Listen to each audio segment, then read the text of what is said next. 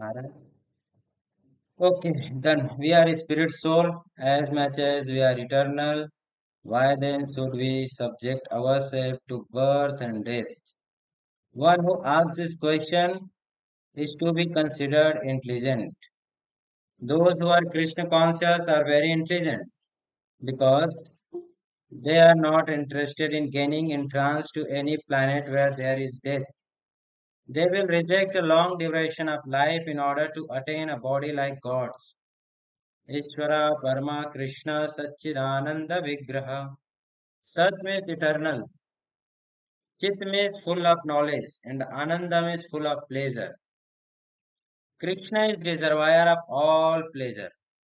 If we transfer ourselves from this body into the spiritual world, neither to Krishna Loka, either to Krishna Loka, Krishna's planet, or any other spiritual planet, we will receive a similar Satchidananda body. Thus, the aim of those who are in Krishna consciousness is different from those who are trying to promote themselves to higher planets within this material world. So Prabhupada is pointing out that those who are practicing Krishna consciousness, their motive is different from those who are actually following some other process of spiritual path or so-called karma kanda path. Our purpose is to go to Goloka Vrindavan or planet of Krishna or any other spiritual planet, but not any material planet. The self or body, the self or soul of the individual is minute spiritual spark. The perfection of yoga lies in the transferal of this spiritual spark to the top of the head. Having attained this, the yogi can transfer himself to any planet in the material world according to his desire. So योगिक सिद्धि होती है ना, उसके अनुसार योगी जो है अपने मन की इच्छा के अनुसार कहीं भी जा सकते हैं इस भौतिक जगत में, स्पिरिचुअल वर्ल्ड नहीं, स्पिरिचुअल वर्ल्ड नहीं जा सकता, बट दिस मटेरियल वर्ल्ड ही can travel to anywhere. If the yogi is curious to know what the moon is like, he can transfer himself there. And if he is interested in higher planets, he can transfer himself there. Just as travelers go to New York, Canada, or other cities on the earth. Wherever one goes on earth, he finds the same visa and customs system operating. And on all the material planets, one can similarly see the principles of birth, old age, disease, and death operating. Om iti ekaksharam brahma. At the point of death, the yogi can pronounce Om, Omkar, the concise form of transcendental sound vibration. If the yogi can vibrate this sound and at the same time remember Krishna or Vishnu, Mam Anushmaram, he attains the highest goal. It is the process of yoga to concentrate the mind on Vishnu. The impressionalists imagine some form of the Supreme Lord, but the impressionalists do not imagine this. They actually see, but the personalists do not imagine this. They actually see. Whether one imagines him or actually sees him, one has to concentrate his mind on the personal form of Krishna. Ananya chetah satatam yomamishmarati nityasa tasyaham shulabham partha nityayuktasya yogina. For one who remembers me without deviation, I am very easy to obtain. O Shana Pritha, because of his constant engagement in devotional service. सो जो भक्ति करते हैं उनके लिए बड़ा आसान है actually भगवान को स्मरण करना, भगवान को रिमेम्बर करना. भगवान स्वयं भगवद गीता के 8वें चैप्टर में यह कह रहे हैं. Those who are satisfied with temporary life, temporary pleasure, and temporary facilities are not to be considered intelligent. At least not according to Bhagavad Gita. According to Gita, one whose brain substance is very small is interested in temporary things. We are eternal, so why should we be interested in temporary things? No, one wants a non-permanent situation. If We are living in an apartment and the landlord asks us to vacate. We are sorry, but we are not sorry if we move into a better apartment. It is our nature because we are permanent to want a permanent residence. We don't wish to die because in actuality we are permanent, nor do we want to grow old or to be diseased because these are all external or non-permanent states. So Prabhupada is pointing out that everyone is searching for some permanent object. If somebody is after temporary things, then he is not very unpleasant. So one should try to understand this point that because our nature is eternal, so we are searching for eternal subjects. Nor do we want to grow old or to be diseased, because these are all external or non-permanent states.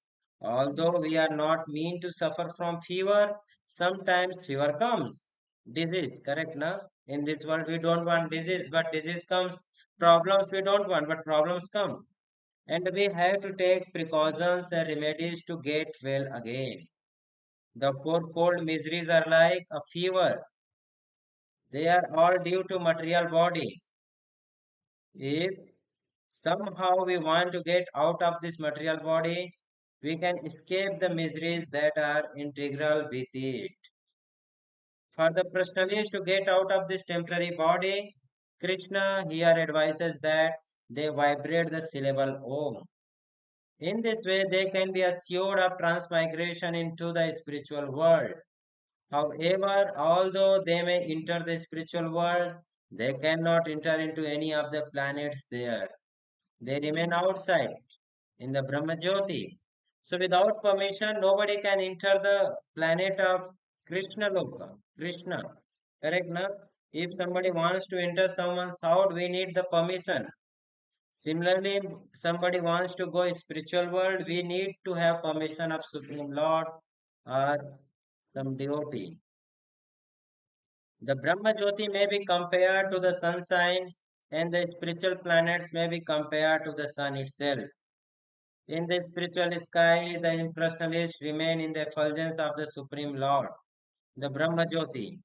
The impersonalists are placed in Brahma Jyoti as a spiritual spark, and in this way, the Brahma Jyoti is filled with spiritual sparks. This is what is meant by merging into spiritual existence.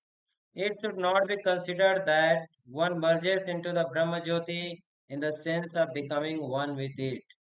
The individuality of a spiritual spark is retained. But because the impressionist does not want to take personal form, he is found as a spiritual spark in that effulgence. Just as the sunshine is composed of so many atomic particles, so the Brahma Jyoti is compared to so many spiritual sparks. So impressionists, they generally want to go to Brahman only.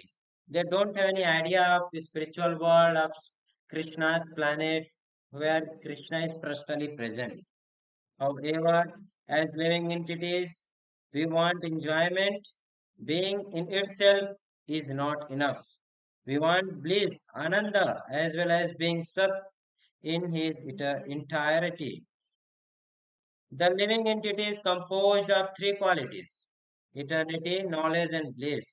Those who enter impersonally into the Brahma Jyoti can remain there for some time in full knowledge that they are now merged homogeneously with Brahman. But they cannot have the eternal Ananda, bliss, because this part is wanting. So our nature is to be blissful. If somebody goes to Brahman, automatically one should search for happiness. There he don't get that happiness. One may remain alone in a room for some time, and may enjoy himself by reading a book or engaging in some thought, but it is not possible to remain in that room for years and years at a time, and certainly not for all eternity. Therefore, for one who merges impersonally into the existence of Supreme, there is every chance of falling down again into the material world in order to acquire some association.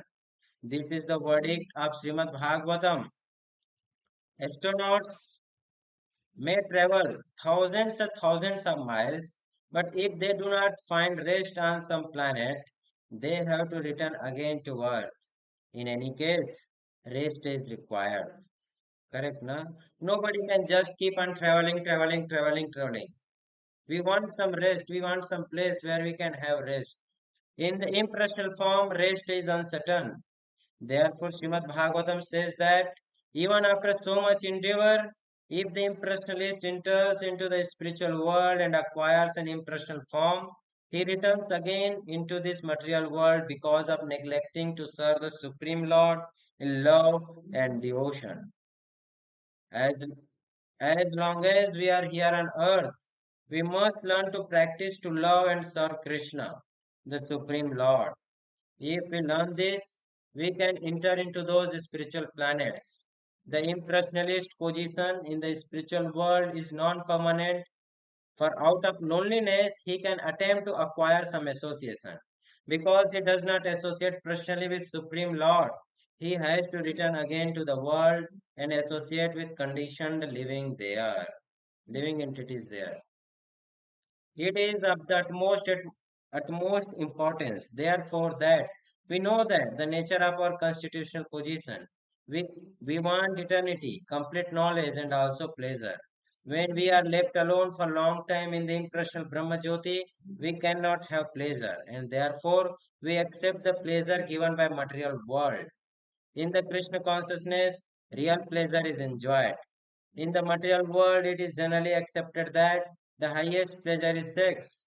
This is perverted reflection of sex, pleasure in the spiritual world, the pleasure of association with Krishna. But we but we should not think that like the pleasure like this pleasure there is like the sex pleasure in the material world. No, it is different. But unless sex life is there in a spiritual world, it cannot be reflected here. Here it is simply a perverted reflection, but the actual life is there in Krishna. So the life in Krishna Loka is real life, who is full of all pleasure. Therefore, the best process is train ourselves now, so that at the time of death we may transfer ourselves to the spiritual universe, to Krishna Loka, and there associate with Krishna. In Brahma Samhita, Sri Krishna and his abode are described thus. Chintamani prakara sadma sukalpa vriksha laksha vritesh surabhira vipalayantam Lakshmi Sahasra Satasambhrama Sevyamanam Govindamadi Purusham Tamaham Bhajami.